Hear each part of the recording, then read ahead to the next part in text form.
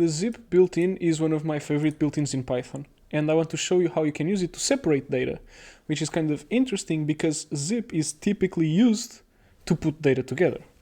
So imagine you have a bunch of arguments to the function pow. So the pow built-in, you can use it to do, say, 2 to the power of 3 or 10 to the power of 3. So the pow built-in does this. Now imagine you have a list with the arguments that you've used. So in our case, we've computed 2 to the power of 3 and 10 to the power of 3. So we have this list here with us. Now, how would you separate this into a list of bases, the 2 and the 10, and a list of exponents, which in this case is just the 3 twice? Well, you can do that with zip. So on the left, you write as many things as the ones you're going to get, and so I'm going to get a list for the bases and another for the exponents.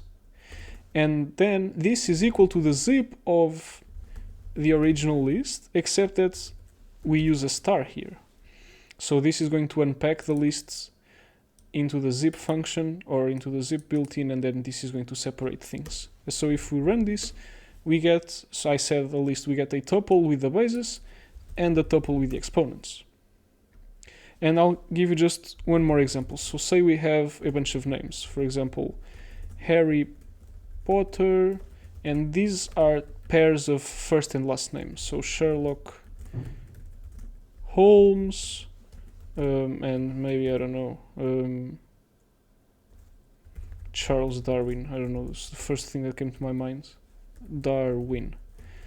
So these are the names we have, and now I want to separate this into a list of, or I keep saying list, a tuple of first names, so the firsts, and a tuple with the last names, so the lasts, and we do that with zip star names.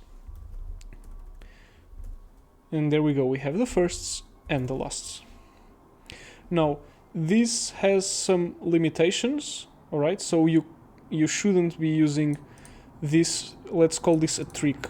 You shouldn't be using this trick with very large iterables, but for short things like this is very neat and very efficient in the sense that you, the programmer, write very little code for this in order to achieve this result. So it's very programmer efficient.